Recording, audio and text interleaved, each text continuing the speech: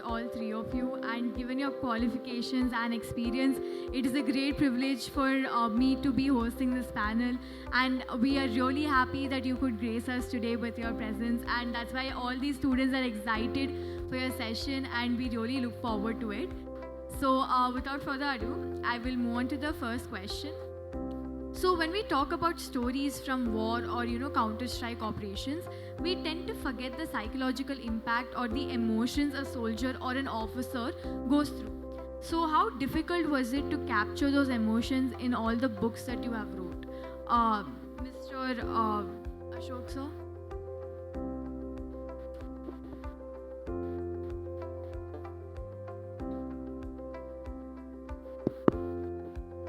I think General Dua can start. Then I'll take the rebound on this. All right, Yeah. sir.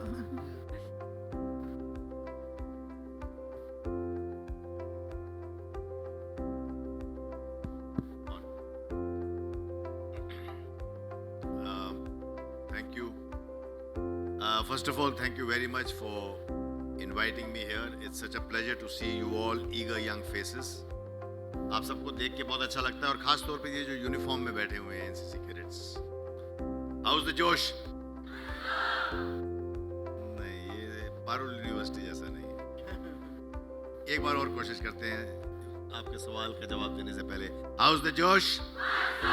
Good, ऐसा होना चाहिए. How difficult it is during combat? यही आप कह रहे हैं ना? Yeah, actually you wrote about, Emotions. in your books you wrote about Yes. stories of different people. On- So how difficult was it to capture that emotions Emotion. and the trauma that they went through? So what happens during combat is that you are acting at different levels. कोई एक emotion नहीं होती है.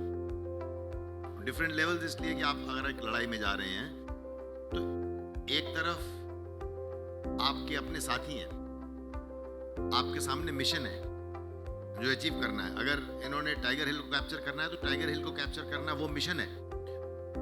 उस mission के रास्ते में अगर आपका एक साथी गिर जाता है, उसको गोली लग जाती है, तो उस वक्त आप उसको नहीं, जिसके साथ इतने साल आपने बिताए हैं, उस वक्त आप उसको फर्स्ट एड नहीं दे पाएंगे. आपको पहले मिशन पूरी करनी है. उसके लिए और लोग हैं पीछे निर्धारित किए जाते हैं, जो बैटलफील्ड नर्सिंग असिस्टेंट आएंगे, जो उसको इवैक्यूएट करेंगे, पीछे से डॉक्टर आएंगे. लेकिन उस वक्त जब वो गिरता है, उसको अगर माइन फील्ड के ऊपर आके पैर उड़ जाता है या उसको गोली लग जाती है या ग्रेनेड का श्रैपनल लग जाता है, तो आप आगे जा रहे हैं. It's an emotional trauma. आप अपने साथी को छोड़ के जाना पड़ता है और वो भी बुरा नहीं मानता, उसको मालूम है कि मिशन इंपॉर्टेंट है. दूसरी तरफ आपकी अपनी फैमिली है.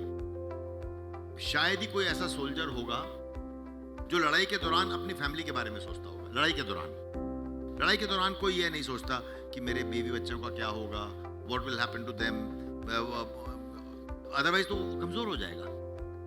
सो he just fights, he just achieves the mission. और आखिरी चीज मैं ये कहना चाहूंगा, मैं ज्यादा काउंटर टेररिज्म में रहा हूं.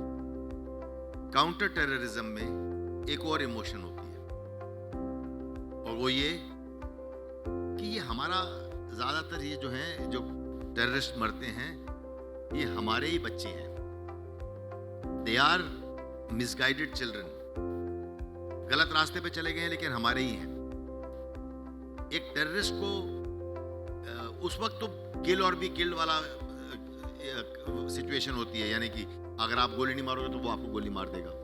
लेकिन बाद में ज़रूर ख्याल आता है कि यंग लड़के हैं, गुमराह हो गए हैं और इनके ऊपर गोली चलानी पड़ी, तो ये एक अलग इमोशन है. तो ऐसे इमोशन से सोल्जर जूझता है, लेकिन उस टाइम काम आती है उसकी ट्रेनिंग, उसका पक्का इरादा, उसका कॉमरेडशिप, मोटिवेशन, लीडरशिप, इन सब इमोशंस को ओवरकम करने के लिए. Thank you. जो मैं ऐड करना चाह रहा था, जनरल दुआ ने काफ़ी क्लियरली बताया. मेरी जो पहली किताब है ह्यूमन इन खाकी, in that book I mention about terrorist encounter in Tarai region of UP, which was affected by Punjab terrorism. So the major emotion that I felt and that I have described is, it's the feeling of जुनून कि ये mission है, इसको इस terrorist को पकड़ना ही है. तो वो फीलिंग आपको टेक ओवर करती है एंड ऑल अदर फीलिंग्स जो है वो सबसाइडेड हो जाती है, तभी आपका मिशन सक्सेसफुल भी होता है। जब आप में जुनून का लेवल आ जाता है तो ही आपका मिशन सक्सेसफुल होता है जी। Rightly said, sir. True. Yogendra sir, would you also like to add something? ये बिल्कुल जैसे जनरल साहब ने और अशोक साहब ने बताया है, जोश, जुनून और जज्बा अगर एक सोल्जर के अंदर होता है, एक नौजवान के भी अंदर होता है, तो उसकी सारे जो इमोशंस हैं वो कमज़ोर पड़ जाते हैं। उसको कोई, क्योंकि वो एक ब्रॉड थिंकिंग वाला हो जाता है, उसका अभी एक पार्टिकुलर घर नहीं बल्कि पूरा कंट्री उसका घर हो गया है।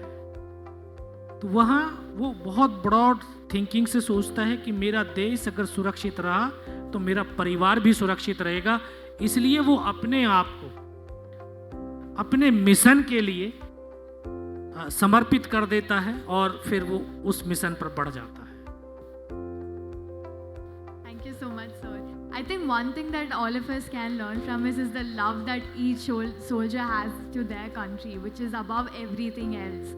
And speaking of country, we actually at IIMEN, what we do is we promote the idea of India with a mission to unite the world the Indian way.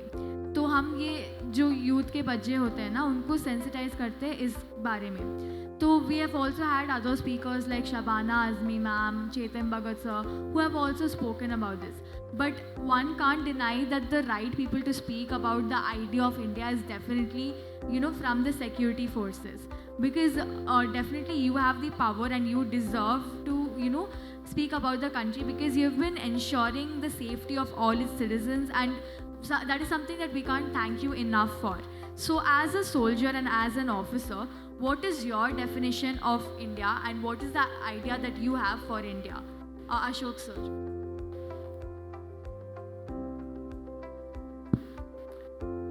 मैं कहूँगा इंडिया एक कॉन्सेप्ट का नाम है जिसके साथ हिस्ट्री भी जुड़ी हुई है और कल्चर भी जुड़ी हुई है और सिविलाइजेशन भी जुड़ी हुई है। तो हम इस आइडिया को रिप्रेजेंट करते हैं, पूरा देश एक प्रकार की एक कॉमन संस्कृति, कश्मीर से कन्याकुमारी तक। कश्मीर से कन्याकुमारी तक आपको रामायण और महाभारत के फुटप्रिंट्स मिल जाएंगे, है ना। तो वो इंडिया है। यद्यपि इंडिपेंडेंस से पहले का इंडिया थोड़ा और बड़ा था, ठीक है ना, उसमें भी गंधार तक हमारे फुटप्रिंट है। आपको पता होगा महाभारत में गांधारी का नाम आता है। She was from Kandahar area यानी अफगानिस्तान। सो इंडिया का कॉन्सेप्ट कुल मिलाकर के एक ऐसे देश से है जिसकी पूरे देश की north to south, west to east संस्कृति एक है, कॉमन हिस्ट्री रही है, ज्योग्राफी तो एक है ही है, ज्योग्राफिकली भी हम पूरी दुनिया में मतलब एक हमारा अपना एक एरिया है। तो और हम एक ऐसी संस्कृति को रिप्रेजेंट करते हैं जो वसुधैव कुटुंबकम, the world is my family, उसमें विश्वास रखती है। आप देखेंगे इंडिया ने कभी हिस्ट्री में बाहर जाके दूसरे देशों पे अटैक नहीं किया। तो हम लोग जो है सर्वे भवन्तु सुखिना, सब सुखी हों, इसमें विश्वास रखते हैं। So this is what is India and the concept of India, that's what I believe. So truly inspirational. Thank you so much. Satish sir. Mister Ashok ने इतने अच्छे तरीके से समझाया है, but I would like to add a very different aspect to it. हमारा देश एक सेक्युलर कंट्री है और इसकी सबसे अच्छी मिसाल आर्मी है। वो इसलिए कि आर्मी में न सिर्फ सब रिलीजन्स साथ साथ होते हैं, आर्मी में सब रिलीजन्स एक साथ भाईचारे के साथ मिलके रहते हैं, एक दूसरे के फेस्टिवल्स में शरीक होते हैं। मैं आपको अपनी रेजिमेंट का उदाहरण देता हूँ। मैं Jammu and Kashmir light infantry regiment से हूँ और मेरी रेजिमेंट में जम्मू कश्मीर के लोग हैं, मुसलमान हैं, डोगरा हिंदू हैं, सिख हैं JNK के, और कुछ बुद्धिस्ट भी हैं लद्दाख के इलाके के। हमारी यूनिट में मंदिर या मस्जिद या गुरुद्वारा अलग नहीं होता। हमारी रेजिमेंट में एक एमएमजी कॉन्सेप्ट है। एमएमजी आप सब एनसीसी कैडेट्स तो समझते होंगे। एमएमजी मतलब absolutely not medium machine gun. Normally medium machine gun होती है। मंदिर मस्जिद गुरुद्वारा, तो मंदिर मस्जिद गुरुद्वारा एक छत के नीचे होता है और सब एक दूसरे के फेस्टिवल्स में शरीक होते हैं। जब मैं कश्मीर में कोर कमांडर था, जब मैं जवानों के साथ होता हूँ तो ट्रुप्स के साथ होता हूँ, तो मैंने रमज़ान में रोज़े रखे हैं और नवरात्रे में फास्ट रखा है। तो कहने का मतलब ये, एक ऑफिसर जो है वो अपने जवानों का रिलीजन अपना लेता है।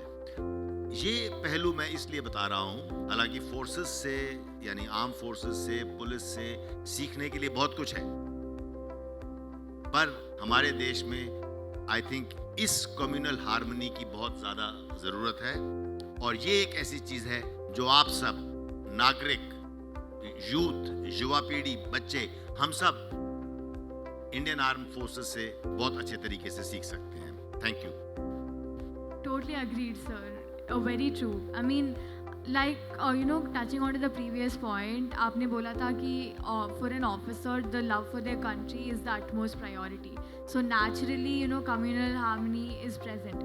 But I think what lacks in our present society right now is the love for the country and placing the country more than the religion and the caste that we belong to. Yogendra sir, what do you think about this?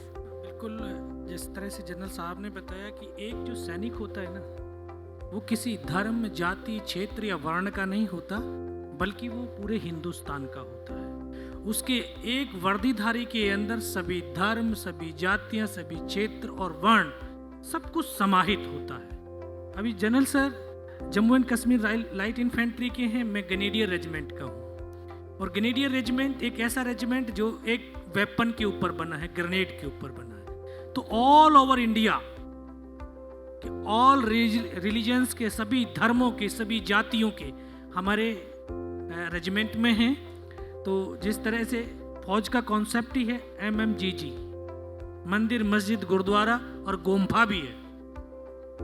तो हर जगह हम एक ही छत के अंदर, हर एक त्योहार के अंदर एक दूसरे में शरीफ होते हैं। और ये पूरी संस्कृति अगर आपने देखनी हो तो ये वर्दीधारी, चाहे हम पुलिस का है, चाहे आप पैरामिलिट्री फोर्सेस से हैं, चाहे आर्मी में हैं, तो हम देख सकते हैं कि सारी संस्कृति हमारे इस फोर्सों के अंदर समाहित होती है। और कितना प्रेम, कितनी आपसी गुणता एक साथ बढ़ती है, ये समझने और सीखने वाली बात है। मैं लेट मी ऐड एक चीज़ और ऐड करना चाहता हूँ। देखिए, कल मैं बहुत बच्चों को मिला, स्टूडेंट्स को मिला जो जम्मू कश्मीर से आए हैं, कश्मीर से हैं, शायद यहाँ खड़े भी होंगे कोई जो कश्मीर के हैं। Yes, I can see someone nodding there. Am I right? You are from Kashmir? Yes. I want to tell people like you, I want to tell the youth that Jammu Kashmir light infantry में मेरा सेंटर श्रीनगर में है, हमारी training वहीं होती है। वही बाशिंदे जो बाहर सिविल में एक दूसरे के खिलाफ लड़ाई करते हैं, पत्थर उठाते हैं, कम्युनल डिसहार्मनी होती है, और वही लोग जब फौज में आ जाते हैं, जैकला रेजिमेंट में आ जाते हैं या किसी और रेजिमेंट में आते हैं, तो वो बड़े भाईचारे के साथ रहते हैं। ये इस पे गौर करने वाली बात है। Thank you. Yes, sir, totally agreed. And you were right. I mean, as a soldier, I think it is necessary that everyone, has more love towards the nation and they have to be united. Because unity के बिना वो हमारा mission पूरा नहीं हो सकता है, right?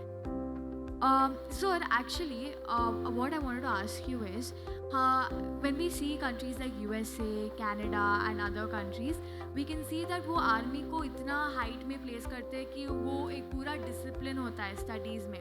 But यहाँ इंडिया में जब हम देखेंगे, वी कैन सी दैट ये जो एलाइट क्लास जो होता है ना, वो आर्मी या पुलिस या कोई भी एडमिनिस्ट्रेटिव सर्विस हो, ये कुछ भी वो एक ऑप्शन जैसा कंसिडर नहीं करते। ये सब क्यों होता है? देखिए, this is an over simplification. आप जो कह रही हैं वो एक जनरलाइज स्टेटमेंट है। यूएस में भी अगर आप देखेंगे, it is not considered an elitist. I mean, the elite don't want to go there, the elite still want better paying corporate jobs. So that's one part. Secondly, ये कहना एक generalisation होगा कि जी एलीट नहीं आते हैं या पढ़े लिखे लोग नहीं आते हैं. फॉर एग्जांपल आज की तारीख में हमारे देश में रिक्रूटमेंट या आर्म फोर्सेस में आना कंपलसरी नहीं है. वेस्टर्न कंट्रीज में कंपलसरी सर्विस है. Most of the countries, western countries have compulsory service. तो उसमें वो एक फ़र्क आ जाता है. तो सिंस इट इज़ वॉलंटरी, ये वॉलंटरी सर्विस है. लेकिन आपका कहना गलत भी नहीं है कि एलीट इतना नहीं आना चाहते हैं. आज हमारे देश में इतनी अपॉर्चुनिटीज़ फॉर ग्रोथ हैं कि आप यहाँ देखेंगे इस यूनिवर्सिटी में कितने हैं इसमें हैं जो आर्म फोर्सेस सेल में आते हैं. बहुत कम कंपैरेटिवली. क्यों? क्योंकि हमारे देश में ग्रोथ की इतनी एवेन्यूज, इतने चैनल्स, इतने सेक्टर्स हैं जो आप जा सकते हैं. लेकिन मैं अंत इस बात से करना चाहूँगा. I'd like to end by saying talking about अग्निवीर्स. Agniveer एक ऐसी स्कीम है क्योंकि यहाँ पे यूथ कई ऐसे हैं जो चाहते हैं, जज्बा है, जोश है, जाना चाहते हैं फौज में, पुलिस में, लेकिन उसको अपना करियर नहीं बनाना चाहते. तो अग्निवीर एक ऐसी स्कीम है जो आपको मौका देती है 4 साल की सर्विस करने का. 4 साल में आपका डिसिप्लिन, फिटनेस, आपके वैल्यू सिस्टम सब अच्छे हो जाएंगे. और उसके बाद आपकी उम्र क्या होगी? 21 से 22 साल. You are young enough to get a job anywhere. और वो एक मेरे समझ से आपको देखने में आएगा. ऐसे लोग कई होंगे जो सर्विस भी करेंगे और बाद में फिर अपनी ड्रीम परस्यू करेंगे कोई और कैरियर में जाकर के. इसमें जैसा जनरल साहब ने कहा, क्योंकि इसको ओवर सिंप्लीफिकेशन किया आपने. न तो ये सच है कि यूएस में ये बड़ी एलिटिस्ट सर्विस मानी जाती है आर्मी वाली, और न ये सच है कि इंडिया में लोग नहीं आना चाहते. आप रैंक्स की बात करिए, जो कांस्टेबलरी है उसमें पुलिस हो, आर्मी हो, गांव का तो हर बच्चा आना चाहता है. ठीक है. अब आइए एलिट्स पे. एलिट्स में भी एक तो स्टेट डिपेंडेंट बहुत है. गुजरात में नहीं आना चाहेंगे, बिहार में हर कोई आना चाहता है, यूपी में हर कोई आना चाहता है. ठीक है, स्टेट डिपेंडेंट है. और दूसरा, आर्म्ड फोर्सेज के जो जिनकी बैकग्राउंड आर्मी के है वो सब आना चाहते हैं, कितने भी एलिट हो गए हो. तीसरा, जो सिविल सर्विसेज हैं like me, I mean IPS, तो उसमें क्या है, क्योंकि IPS has the advantage of both services. I am a part of civil service also and I have the uniform service also. तो आईपीएस के लिए तो बहुत बड़ा कंपटीशन है. People, I am from myself from IIT Delhi, तो IIT से, IIM से डॉक्टर सब लोग आ रहे हैं सिविल सर्विसेज में. तो मेरे हिसाब से तो ये क्वेश्चन थोड़ा सा वो है जी. बिल्कुल. क्योंकि दूसरे देशों में तो वॉलंटियर इसमें कंपलसरी किया हुआ है, जिस जनरल साहब ने. हमारे यहाँ तो वॉलंटरी है. आप एक वैकेंसी निकाल करके देखो, 1 लाख लोग वहाँ पे खड़े हो जाते हैं. तो ऐसा तो नहीं है कि फौज में कोई नहीं आना चाहता. फौज में तो ये वर्दीधारी जो भी बैठे हुए, एक वैकेंसी आज निकालो, ये सारे के सारे वहाँ पे पहुँच जाएंगे. तो हमारे देश के अंदर, देश की मिट्टी के अंदर वो जज्बा है, वो जुनून है कि हम अपने राष्ट्र की रक्षा और सुरक्षा के लिए हर पल तैयार हैं. और वर्दी धारी तो जो है तैयार है ही, और ये वर्दी धारण करने के लिए भी तैयार बैठे हुए. Well said, sir. So just to add on to that, वो हम देख सकते हैं कि even though people are interested in joining the armed forces, there are a lot of people interested. Even I have my own friends who really want to join armed forces and they're writing their NDA exams. But मेरा question. But not you yourself. No sir, not me. So there you have it. The answer is with you. You're not keen to join. No sir, but my question is with regards to the importance कि अगर यहाँ समाज में हम importance देते हैं या नहीं. Like I'll give you an example. Even my own friend had to convince her parents कि 2-3 बार please allow करो, ये करो, वो करो. And at the end of the day they allowed because he told he's not going to join anything else. So that's my point कि why don't they agree? अगर first preference में they want to join army, then lot of families agree, but at the same time not a lot of families agree to it. वो बोलते हैं कि इसकी क्या ज़रूरत है, you'll change your mind later, तुम खुश नहीं रहोगे and all of that. वो क्यों, why does that happen? और वो कैसे हम करेक्ट कर सकते हैं, क्योंकि वो एटीट्यूड अच्छा नहीं है ना देश में. देखिए, वो मैंने बोला फैमिली टू फैमिली डिपेंडेंट है, स्टेट टू स्टेट डिपेंडेंट है. जो बिहार जैसे फ्यूडल स्टेट है वहाँ पे सिविल सर्विसेज की, आर्म फोर्सेज की, गवर्नमेंट जॉब्स की अभी बड़ा हायर स्टेटस है, किंतु गुजरात और महाराष्ट्र जैसे स्टेट जहाँ पे बिजनेस बूम कर रहा है तो वहाँ इतनी ज़्यादा हायर स्टेटस नहीं है. So it depends on your background, from which background you come, that makes the difference. Yes, Agreed, sir. बिल्कुल, क्योंकि हमारा जो देश है वो जो 70% जो आबादी है वो गांव में रहती है, और जो गांव का कल्चर है ना, वो 10th 12th पास करते ही हर एक पेरेंट्स वो चाहता है कि फौज में और पुलिस में चला जाए. एक उनके लिए बड़ा सिंपल ये जॉब है और वो वहाँ भेजना चाहते हैं. ये जिस तरह से आप शहरों की तरफ जाएंगे या कुछ रिच फैमिलीज हो जाती हैं, फिर वो फौज, क्योंकि एक बड़ा डिफ़िकल्ट जॉब है, हर टेरेन के अंदर हर उसमें रहना पड़ता है, तो वो अपने आप को ऐश और आराम की ज़िंदगी में रखना चाहते हैं. लेकिन वो भी ये चाहते हैं कि देश की रक्षा होनी चाहिए. भगत सिंह सबको चाहिए, लेकिन अपने घर से नहीं, दूसरे के घर से चाहिए. तो भगत सिंह को सब लाइक करते हैं, तो इसलिए जो है ये गांवों के अंदर तो है, तो मेरा ही बेटा भगत सिंह बनना चाहिए. तो शहरों के अंदर भी धीरे धीरे वो प्रभाव चल रहा है, और आज शहरों के बच्चे भी जो है फौज पुलिस के अंदर बढ़ चढ़ करके आ रहे हैं. Yeah, sir, that's what even we hope कि future में ये हो सकता है, and we would be really happy if our country's armed forces also increase a lot, because that is the pride of the nation at the end of the day. Which comes to my next question. So Satish sir, मुझे ये पूछना था कि actually when we talk about information regarding national security, when it is asked, it is given in the best interest of the nation. But at the same time, we can see that a section of the information is kept as classified, right? So what is the line between national security and national awareness of such issues? And is it perhaps not the time for armed forces to actually move towards the public? Because it is mandated that the members of the armed services are not allowed to use social media. But if without any social media presence, how can the army itself be more accessible or desirable by the young people? I'm only talking about young people, because majority of the young people are undeniably influenced by social media even now. So is there any particular reason or thoughts that went behind introducing this or following this? So we have to understand the basic difference between armed forces and the media. Because we talk about media, social media, it's media. Media या social media is investigative. वो सब कुछ जानना चाहता है, बल्कि वो उसका बस चले तो आपके घर में घुस के आपकी फोटो घर के अंदर खींच के छापना चाहता है. मीडिया हो या social media, they want to get into your lives, they want to get into every aspect of your life and display it outside. Army, armed forces on the other hand, are secretive by nature.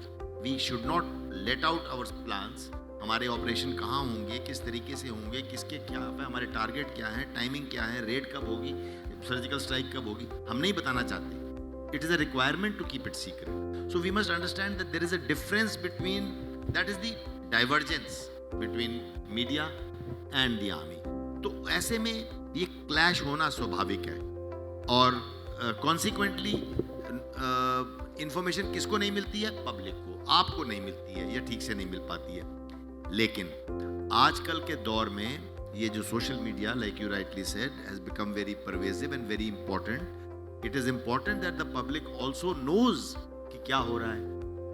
तो क्या करें? तो एक a fine line has to be drawn. You have to draw a judicious balance. कितना हम बता सकते हैं और कितना नहीं बता सकते. तो आजकल हालांकि इंडिविजुअल ऑफिसर्स और जवान्स को बैन कर दिया सोशल मीडिया यूज करने में. वो इसलिए कि कई लोग अपने यूनिट की लोकेशन बता देते हैं, गन की फोटो छाप देते हैं, उसकी कैरेक्टरिस्टिक पता लग जाएंगे, अपने यूनिट का मूव कहाँ हो रहा है, कब हो रहा है, उस सिक्योरिटी का रिस्क बन जाता है. रास्ते में आईडी लगा देंगे. कई ऐसी चीज़ें हो रही हैं. इसलिए अलग अलग यूनिट्स और फॉर्मेशंस ने अपने अपने सोशल मीडिया हैंडल खोल दिए हैं, स्पोक्स पर्सन अपॉइंट कर दिए हैं. आजकल आप देखते हैं सोशल मीडिया में आपको बहुत सारे ऐसे मोटिवेशनल वीडियोस और एयरफोर्स के एयरक्राफ्ट्स और टैंक्स चलते हुए या कमांडोज अटैक करते हुए या उनके साथ गाने के साथ आते हैं मोटिवेशनल. अब आर्मी अपने आप को आगे डालने लग गई है. So I think the answer lies in drawing a judicious balance. Can we do better than we are doing now? Yes, there is scope. और धीरे धीरे टाइम आएगा जब एक सोल्जर भी अवेयर हो जाएगा और वो कॉशियस हो जाएगा, गलती नहीं करेगा, तो धीरे धीरे उनको भी सोशल मीडिया अलाउ हो जाएगा. मैं आपको 2-3 एग्जाम्पल्स के थ्रू बताना चाहूँगा. पहले तो मेरी किताब है challenges to internal security of India. उसमें Kashmir problem, north east problem, terrorism, hinterland terrorism, Naxalism, हर एक पे बहुत डेप्थ में लिखा हुआ है. जेनेसिस, कैसे हुआ, क्यों हुआ, क्या गवर्नमेंट कर रही, क्या हम कर रहे हैं, what are the solutions, all that is there. ठीक है, वो पब्लिक डोमेन में डाल दिया मैंने. I am a serving officer. ठीक है, उसको किताब को सब सिविल सर्विसेज वाले, तैयारी वाले पढ़ रहे हैं बच्चे. बट वहीं पे जैसा जनरल साहब ने कहा, एक ऑपरेशन होगा पर्टिकुलर, कोई एंटी टेररिज्म या एंटी नक्सल, तो उसकी सारी डिटेल मैं नहीं डालूंगा, बिकॉज फिर वो मेरे ऑपरेशनल एफिशिएंसी को अफेक्ट करने लगेगा. ठीक है ना, सारा मैंने मीडिया में डाल दिया. तो ऐसे ही ये जो मेरी किताब है साइबर एनकाउंटर्स, इसमें बहुत कहानियाँ हैं. कैसे हम साइबर क्रिमिनल्स को ट्रैक करते हैं, कैसे जामताड़ा हो, मेवात हो, नाइजीरियंस हो, कैसे उनको पकड़ के लाते हैं, वो सब मैंने इस किताब में लिखा है. फिर भी कुछ पोर्शन है जो मैं जो है फिर भी छुपा जाता हूँ. ठीक है, और लास्ट ये है कि आर्मी में और पुलिस में इतना डिफरेंस है कि आर्मी चूँकि बॉर्डर्स पे है और हम इंटरनल सिक्योरिटी ज़्यादा देखते हैं, तो हमें तो पब्लिक से दिन भर का जुड़ाव है. वो ट्रैफिक हो, चाहे क्राउड कंट्रोल हो, चाहे वो यात्रा मैनेजमेंट हो. आजकल केदारनाथ जी यात्रा हम करा रहे हैं, 4 धाम, तो उसमें तो डेली मुझे सोशल मीडिया की ज़रूरत है. अभी वहाँ पे बर्फ़ गिर गई तो आई केम लाइव एंड टोल्ड कि भाई अभी थोड़ा 2 दिन रुको. ठीक है ना, तो सोशल मीडिया या मीडिया की हमें ज़रूरत है, परंतु जो वो एज है, वो एज को हमें मेंटेन करना पड़ेगा. और कई बार मीडिया मेंटेन नहीं करता है, उससे हमें प्रॉब्लम हो जाती है. जैसे आजकल यूट्यूबर्स कर रहे हैं, कुछ भी बनाने अपने लाइक्स के चक्कर में. एक आदमी ने भी लाइफ खोया अपना, आपको पता ही है, यमुना एक्सप्रेसवे पे. और अभी केदारनाथ जी में जाके कुछ भी एंटी गवर्नमेंट लिख रहे हैं, तो वो लोगों में गलत सेंटीमेंट लाता है. वो लाइन हमें क्रॉस नहीं करना चाहिए. That is the issue. Understood. And you're absolutely right, because social media में जितना necessary information आता है उतना भी unnecessary information आता है, जहाँ पे लोग कुछ भी कह देते हैं और जो मन में है वो कह देते हैं, and that is very offending sometimes, and वो उतना भी risky हो जाता है उसके वजह से. बट जब हम मीडिया की बात करते हैं, मीडिया में हमारा OTT प्लेटफॉर्म्स, मूवीज़ वगैरह भी इंक्लूड हो जाती है. Which comes to my question to the audience first. How many of you have watched any movie or a TV show related to police or armed forces? Please raise your hands. Great, thank you. So आप देख सकते हो कि कितना reach है वो सारे OTT platforms और आर्मी या police related TV shows, movies का. तो मेरा क्वेश्चन ये है कि आपको लगता है कि ये विजुअल्स जो होता है, does it do justice to the actual realities of war and actual realities of the police missions, and actually provide safety to the people? Does it actually convey what happens in real life? And are the security forces coming into pop culture now? Are they reducing the importance and the reality of the officer's life just because they get box office collection? What are your thoughts on this?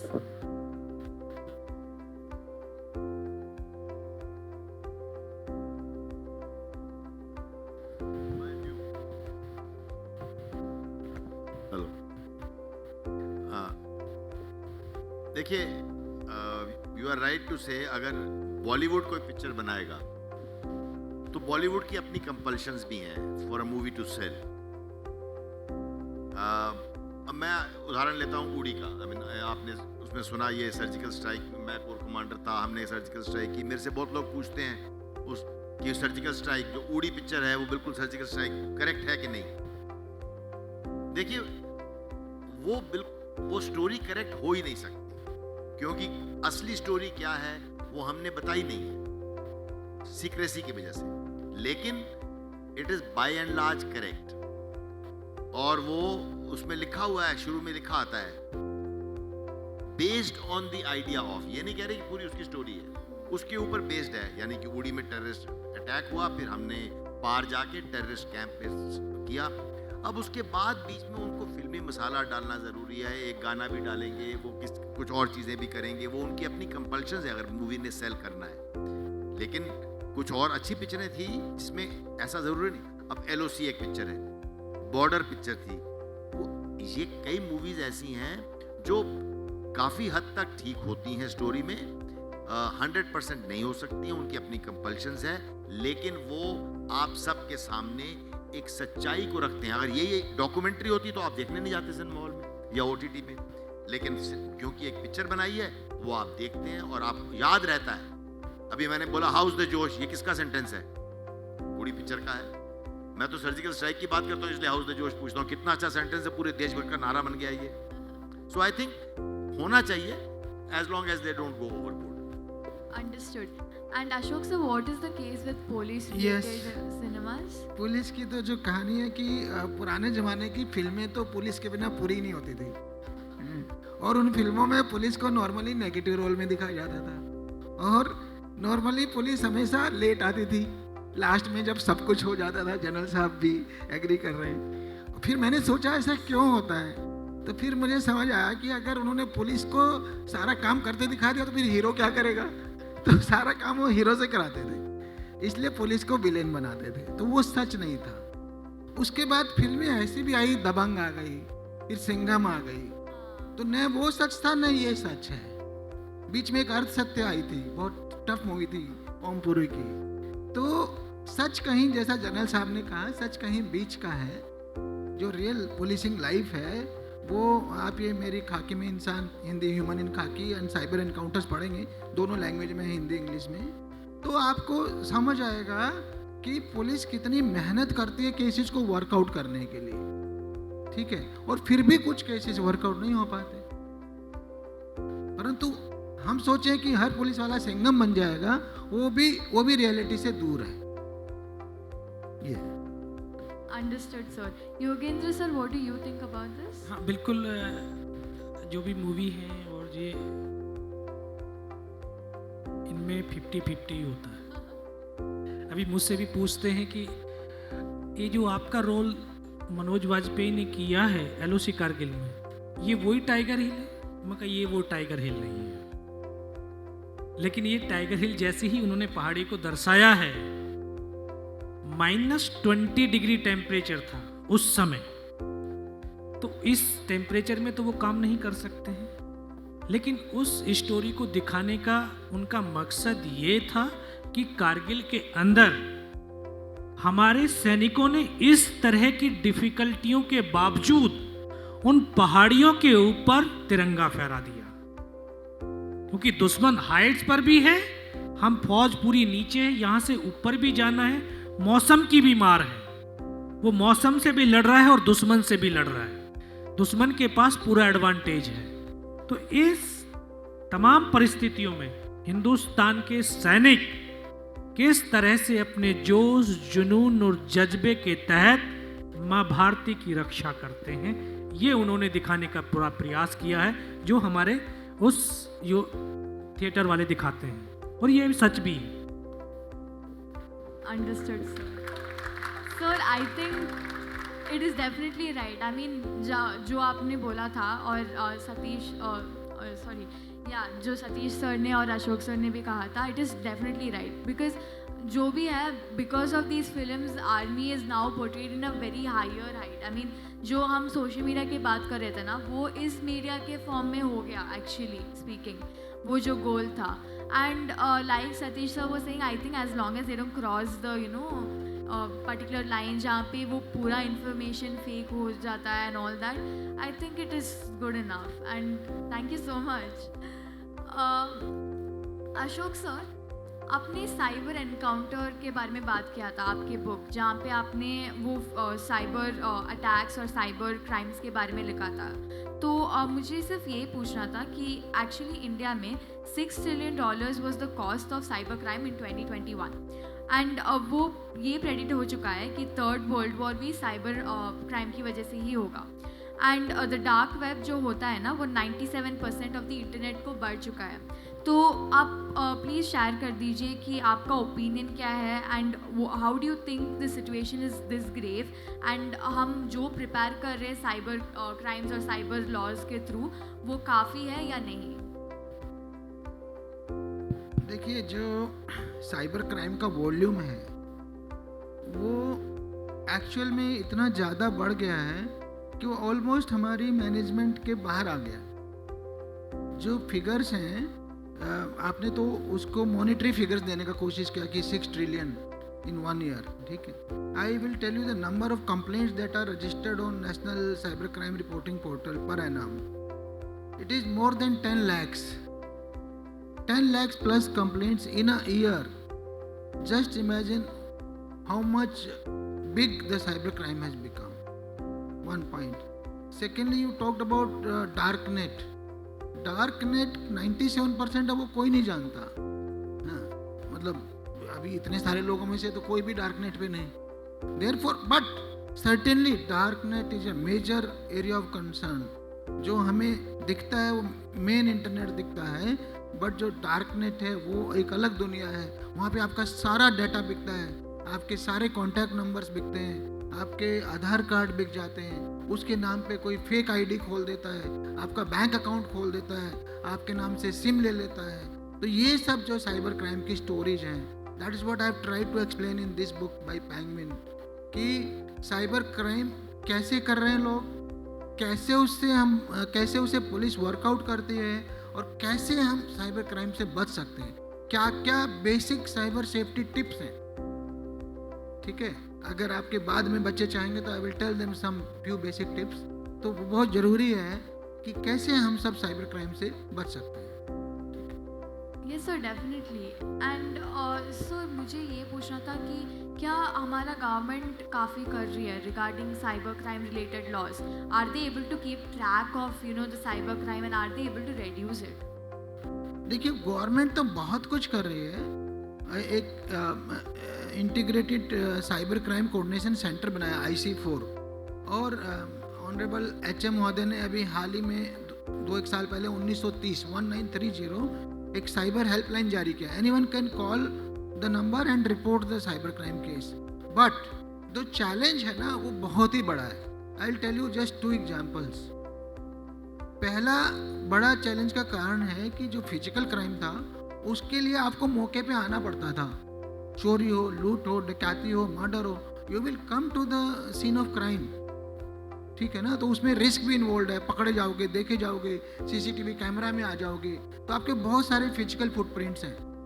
But आज की तारीख में जो ये online crime है, जो cyber crime है, ये हजारों मील दूर बैठ के कर रहे हैं लोग. जामताड़ा से कर रहे हैं, नॉर्थ ईस्ट से कर रहे हैं, कहीं से भी नाइजीरियन पकड़ा हमने, कैमरून वाला पकड़ा, तो उसके लिए आपको यहाँ आने की ज़रूरत ही नहीं है.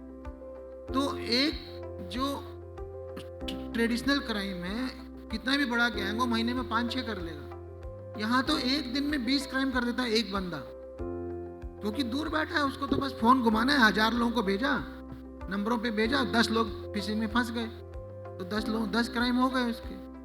तो ये जो इसकी वॉल्यूम इसलिए इतनी हाई है. और दूसरा, इनको पकड़ पाना. अब 1000 मील दूर से कौन पकड़ के लाएगा? जब हम जाते हैं तो पूरा गांव इकट्ठा हो जाता है, पुलिस पे ही अटैक कर देते हैं, तो पकड़ना भी मुश्किल है. 2 बड़े फैक्टर हैं. फिर इंटरस्टेट कोऑर्डिनेशन चाहिए. तो government is trying it's best. ये पिछले 4-5 सालों में ही एक्सपोनेंशियल राइज हुआ है, तो we will certainly control it, but with awareness. और उसी अवेयरनेस के लिए, just to make people aware about cyber crime, उसी के लिए मैंने ये किताब लिखी है. Thank you, sir. And I think it is very important for all of us to actually listen to what he told and take note of it. Because right now we live in an age जहाँ पे बहुत digital innovations और digital technology बढ़ रहा है. सो ये cyber crime related issues भी बढ़ेगा. So I think it is individual responsibility कि हम सेफ रहे and we don't get stuck in that entire fiasco. Thank you, sir.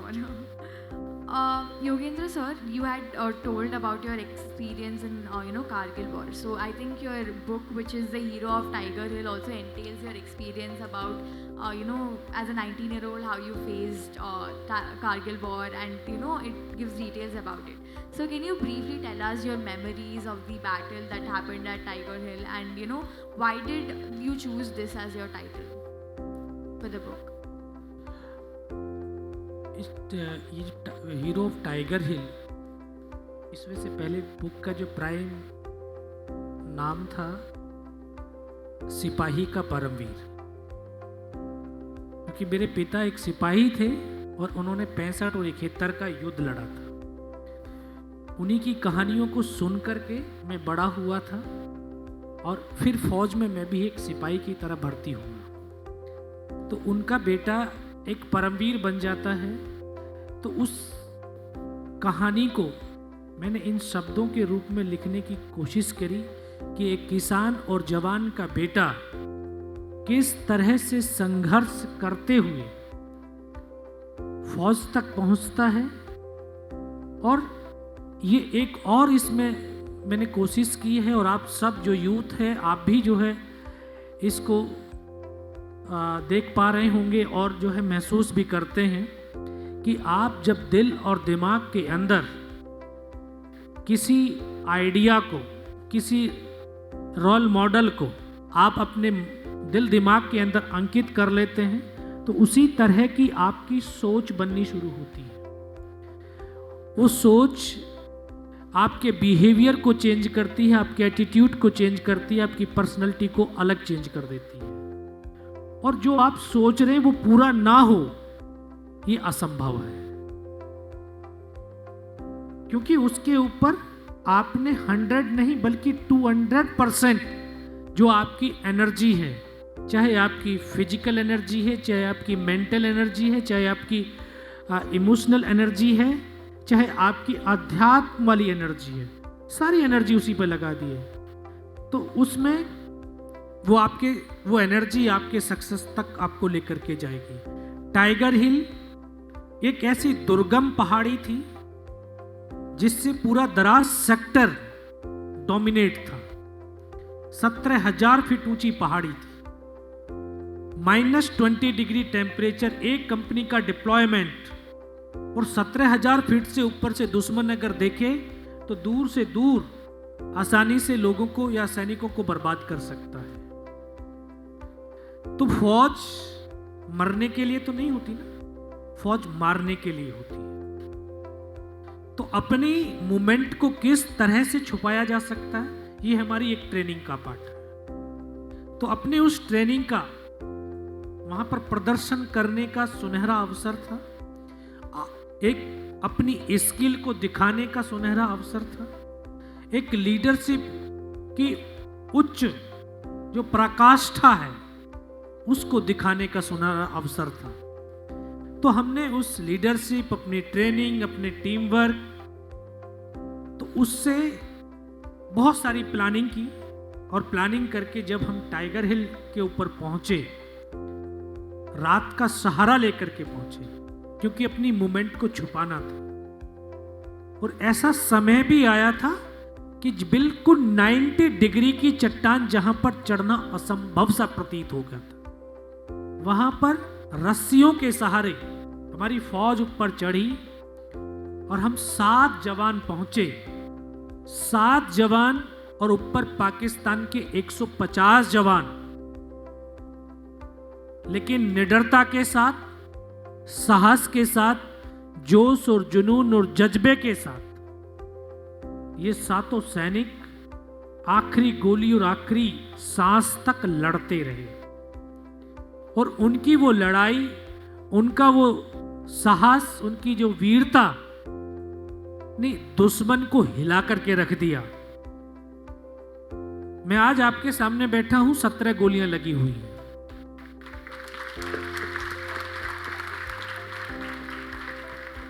और ये सब कुछ सहन कैसे कर पाता है? आज अगर एक सुई लगती है तो दर्द होता है, उस समय गोलियां लग रही थी लेकिन दर्द नहीं हो रहा था। दर्द किससे होता? माइंड से होता है, बॉडी से दर्द नहीं होता। अगर बॉडी से दर्द होता तो पोस्टमार्टम नहीं होता किसी का भी। तो अगर आप अपने माइंड को अपने लक्ष्य पर, अपने काम पर लगा देंगे तो आपकी बॉडी के अंदर कोई पेन नहीं होगा, फॉर एग्जाम्पल आपका जो कोई गेम खेलते होगे आप लोग, वैसे अगर आपको दौड़ाया जाए 10 किलोमीटर तो आपके पैरों में दर्द हो जाएगा कि नहीं? और आपको जो आपका फेवरेट गेम है वो सुबह से शाम तक आपको खिलाएंगे तो आपके पैरों में दर्द होगा? नहीं होगा। क्यों नहीं होगा? क्योंकि आपका माइंड उस गेम पे चला गया, बॉडी के साथ कनेक्ट नहीं है। तो आप अपने माइंड को अपने लक्ष्य पर, अपने वर्क पर अगर लगा देंगे तो आपकी बॉडी के अंदर पेन नहीं होगा और ये आपको एक सकारात्मक ऊर्जा प्रदान करता है। और जब पॉजिटिव एनर्जी आपके शरीर के अंदर काम करती है तो आपके अंदर थकान भी नहीं होती है, क्योंकि आप उस वर्क को मन से कर रहे होते हो। तो जब हम मन से वर्क को करते हैं तो कोई पेन, कोई दर्द, कोई थकावट कुछ नहीं होता। तो तभी मैं भी वैसी पेन को सहन कर पाया और आज आप लोगों के बीच मैं जिंदा भी बैठ पाया हूं।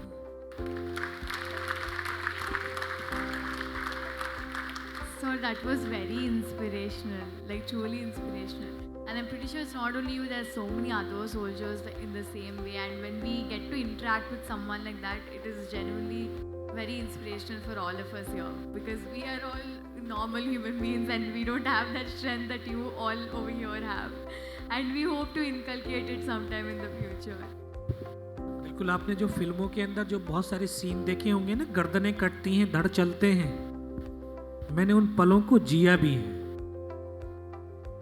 कि गर्दन कटने के बाद धड़ किस तरह से चलता है और कितने कदम चल करके नीचे गिर जाता है। और गर्दन कटने के बाद में भी हमारे सोल्जर के हाथों से बंदूक नहीं छूटी थी।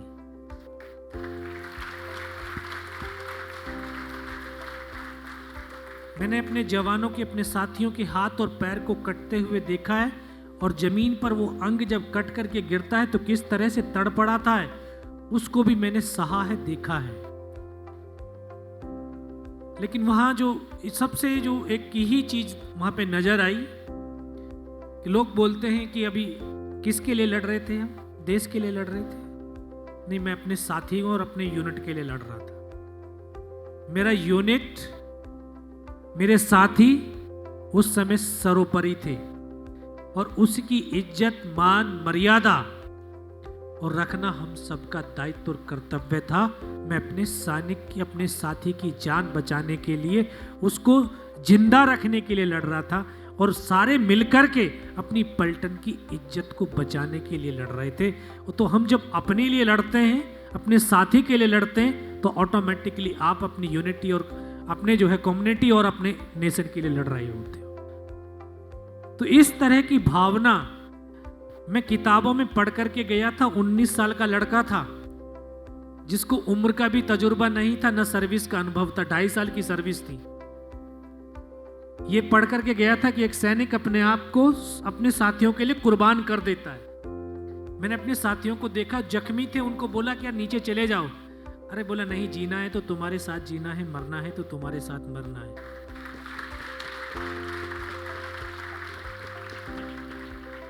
जहां एक साधारण मनुष्य को जीवन, जो जिंदगी बड़ी प्यारी लगती है, और एक सोल्जर को अपनी जिंदगी को अपने राष्ट्र पर कुर्बान करना बड़ा प्यारा लगता है। तो इस तरह के भावनाओं से हम भी प्रेरित हुए और तभी हम वहां पे लड़े और वो टाइगर हिल को जीत भी पाए थे। So that was a wonderful anecdote. And I think just like your book, even Satish sir has a book which is India's Brave Hearts, Untold Story from Indian Army. So I'm pretty sure even you, where you covered actually stories of, the sacrifices made by soldiers. And given your posting in Jammu, how was your experience, and can you share 1 or 2 instances where even you faced similar situations in your life?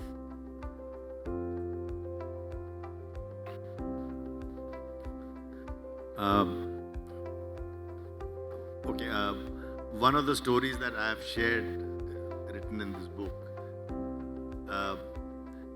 एक ऐसा वाक्य था। एक दिन वहाँ पे LOC से infiltration बहुत होती थी। मैं अपनी बटालियन कमांड कर रहा था, मैं कमांडिंग ऑफिसर था, कर्नल था, और हम लोग ब्रिगेड हेडक्वार्टर गए हुए थे किसी डिस्कशन पे। पीछे से इन्फॉर्मेशन आई कि हमारी यूनिट तकरीबन आधा घंटा दूर थी ब्रिगेड हेडक्वार्टर पुंछ से, और हमारी यूनिट के पास 6 टेररिस्ट घुस आए हैं और एक एनकाउंटर स्टार्ट हो गया। हमारी फौजें वहाँ पहुँची, एनकाउंटर स्टार्ट हुआ, मुझे खबर आई, मैंने ब्रिगेड कमांडर से इजाज़त ली और अपने ऑफिसर, एक मेरे साथ मेजर हिमांशु सावंत थे, उनको लेकर, और अपनी एक QRT होती है, कमांडिंग ऑफिसर के साथ 5 आदमी होते हैं जो उसके साथ चलते हैं प्रोटेक्शन के लिए। हम लोग, हमारे को तकरीबन आधा घंटा लगा, हम वहाँ तक पहुँचे जहाँ तक गाड़ी जा सकती है। उसके आगे पहाड़ के ऊपर जंगल में चढ़ना था, हमें 1 घंटा और लगना था ऊपर पहुँचने में। ऊपर गोलीबारी चल रही थी।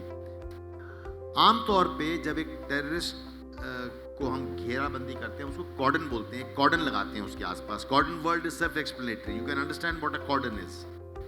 और फिर उसके बाद एक असॉल्ट टीम, एक सर्च पार्टी अंदर जाती है, जिस गुफा में या जिस घर में या जिस ढोक में वो लोग घुसे होते हैं, उनको फिर वहां से उनसे लड़ाई करने के लिए। लेकिन ये कॉर्डन लग नहीं पाया था। इसके पहले कि कॉर्डन लगता ठीक से, टेररिस्ट ने फायर खोल दिया, तो ये फायरिंग शुरू हो गई थी। ये बड़ी गंदा सिचुएशन था, हम लोगों को कॉर्डन नहीं लग पाया था। तो मेरे को ऊपर से कैप्टन विनोद ने कहा कि सर, आप जिस तरफ से ऊपर आ रहे हो, वहाँ पर एम्यूनिशन आया हुआ है रिप्लेनिशमेंट के लिए, वो लेके आना है, और अपनी एक पार्टी यहाँ पे छोड़ के आना है LMG, क्योंकि इस तरफ से कॉर्डन लग नहीं पाया। अगर पहाड़ी के नीचे वो भागना चाहेंगे तो नीचे की तरफ भागेंगे, और जब वो नीचे भागेंगे तो हमारे वहाँ पे कोई स्टॉप नहीं है। तो मैंने अपनी LMG पार्टी वहाँ छोड़ दी। अब हम सिर्फ 3 लोग रह गए थे, मैं, मेजर हिमांशु सावंत और मेरे साथ 1 या 2 और जवान। हम आगे चलने लगे तो एम्यूनिशन यूनिट से आया हुआ था, तो रॉकेट चाहिए थे, 84 मिलीमीटर रॉकेट, ताकि हम वो कच्चे दीवार को तोड़ सकें जिसके पीछे टेररिस्ट छुपे हुए थे। मेरे पास तो कुछ, मैं खाली हाथ था, CO था, मैं ब्रिगेड कॉन्फ्रेंस में गया हुआ था, वापस आ रहा था, तो मेरे पास हथियार भी नहीं था। तो मैंने कहा मैं रॉकेट उठा लेता हूँ। मेरे दोनों हाथों में मैंने 2 रॉकेट उठा लिए। 2 रॉकेट एक पॉड में आते हैं, और हम चल रहे थे। LMG ग्रुप हमने छोड़ दिया। एक जगह पे हम पहाड़ी पे चल रहे हैं, वहाँ पे खेत, ऐसे स्टेप फील्ड्स होते हैं, स्टेप फील्ड्स थे और बहुत ज़्यादा पेड़ थे। तो एक नाला था, मैं आगे था सबसे। नाले पर नाले को क्रॉस करने के लिए पैर किया, और मेरे पीछे हिमांशु सावंत। तो मैं थोड़ा सा अनबैलेंस हुआ। हालत यह है कि मेरा एक पैर आगे है नाले पर, एक पीछे है, और पीछे से हिमांशु सावंत, मेजर सावंत ने आवाज़ दी, ए ऐसे कुछ बोला। मैं हैरान हो गया, कर क्या रहा है। मैं पीछे की तरफ देखा, जैसे मैंने पीछे देखा, उसने मेरे ऊपर गोली फायर करना शुरू कर दिया। He started firing at me, my own officer. और हुआ क्या था कि उस नाले में एक टेररिस्ट छुपा हुआ था जो नीचे की तरफ भाग रहा था। उसने अपना सिर निकाला और अपनी AK राइफल निकाली, मेरी टांगों के बीच में से वो मेरे पे फायर करने वाला था। ये सब मैं बाद में बता रहा हूँ, मुझे उस टाइम तो पता भी नहीं चला। उसकी, हिमांशु सावंत की गोली उसके सिर में लगी और वो मर गया। उसकी गोलियां जो निकली मेरे नाक के आगे से निकल गई। लेकिन उसको गोली चलाते देख के मैं पहले हैरान रह गया, फिर मैं जंप किया। वो दूसरे लेवल का खेत था, नीचे मेरे पैर में मोच आ गई। पैर में मोच आने में मुझे कोई दुख नहीं है उस दिन, क्योंकि गोली ना हिमांशु सावंत की लगी ना टेररिस्ट की लगी। तो इससे ज़्यादा तेरे को कहते जाको राखे साइयाँ मार सके ना कोई वाली बात है। मैंने उसमें कुछ नहीं किया। मेजर सावंत की बहादुरी की बात है, ये ऊपर वाले का हाथ है। और ऐसी घटनाएं अगर होती हैं हमारे साथ, तो इसमें it's always fortune favours the brave, and this is the story written in this book. Thank you. That is lovely, sir. Very lovely and very inspirational. So before we had a lot of informational and motivational conversation today. So I thought we'll have something light, like we'll have a small rapid fire round. So basically, I will tell one word and you can tell me what comes to your mind first. Okay? So yeah, after this. So firstly, let's start with Indian Police Force. Indian Police Force. Indian Police Force. Force. First. The word, sir, Indian Police. Indian Police. Okay. Indian Police. मैं कहूँगा कि जो हमारी background है, historical background, वो positive नहीं रही है। बिकॉज इंडियन पुलिस का जो लिगेसी है वो ब्रिटिश डेज के टाइम का है। और ब्रिटिश डेज में पुलिस को कहीं ना कहीं सप्रेशन के लिए यूज किया जाता था, रेवेन्यू कलेक्शन के लिए यूज किया जाता था, फ्रीडम मूवमेंट को क्रश करने के लिए यूज किया जाता था। किंतु आज उस पुलिस की इमेज को हम उठा रहे हैं कि पुलिस लोगों की मदद करने के लिए है, पुलिस विक्टिम की हेल्प करने के लिए है, ठीक है। Victim oriented policing, people friendly policing का हम स्लोगन दे रहे हैं। और हमारा बेसिक और सेंट्रल थीम ये है कि पुलिस से डर बदमाश को लगना चाहिए, आम इंसान को नहीं। So that is Indian police. Satish sir? Oh, okay. Yogendra sir? 1 second sir, you drink water and when sir is done. नहीं, बिल्कुल जो पुलिस हमारी सुरक्षा के लिए और एज ए फौजी हम इन पुलिस वालों के भरोसे ही बॉर्डरों पे खड़े होते हैं, क्योंकि जब ये पुलिस वाले हमारे परिवारों का ध्यान रखते हैं तभी एक सैनिक चैन से वहां पर ड्यूटी कर पाता है और राष्ट्र की रक्षा कर पाता है। तो इसलिए पुलिस पर फौजियों को बहुत भरोसा होता है। Great. Thank you sir. Satish sir? तो आपने कहा था कि मैं थोड़ा सा लाइटर मूड में बात करते हैं, तो मैं लाइटर मूड में ही बात करूंगा, लेकिन सच्ची बात है जो अशोक जी ने कहा पहली चर्चा में कि बॉलीवुड की पिक्चरों में पुलिस हमेशा आखिर में आती थी। मतलब हम हमेशा कहा करते थे, हमारे ज़माने में at least it was always like that, पिक्चरों में। और इन्होंने बहुत अच्छी बात कही। इन्होंने ये कहा कि अगर पुलिस टाइम पे आ जाती तो फिर हीरो की हीरोगिरी कैसे दिखाई देती। तो इसका मतलब असली हीरो कौन है? असली हीरो पुलिस है। Thank you. Thank you sir. The next word is Indian Army. आपको जो मन में पहला आ रहा है ना वो बोलना चाहिए। We are proud of Indian Army. Thank you. Yes sir. One word, जोश। जुनून। Books. Man's best friend. Well said sir. Books हमको इंसानियत के नज़दीक रखती हैं, अपने खुद के नज़दीक रखती हैं और लाइफ के नज़दीक रखती हैं। बुक्स अपने समय का, सोसाइटी का और जीवन का, लाइफ, टाइम एंड सोसाइटी, उसका आईना होती हैं। They are the mirror of our times. Definitely sir. बिल्कुल, बुक व्यक्तित्व को बदलने का भी एक जरिया है, क्योंकि एक लाइन को लिखने के लिए 1000 लाइनों को पढ़ना पड़ता है। अगर किसी ने बुक लिखी है तो कितना उसका अनुभव होगा, कितना उसके पास ज्ञान होगा, उस ज्ञान से हम अपने व्यक्तित्व को बदली कर सकते हैं। तो बुक एक इंसान का मित्र है। Amazing. Next word is youth. Youth हमारे राष्ट्र का भविष्य है।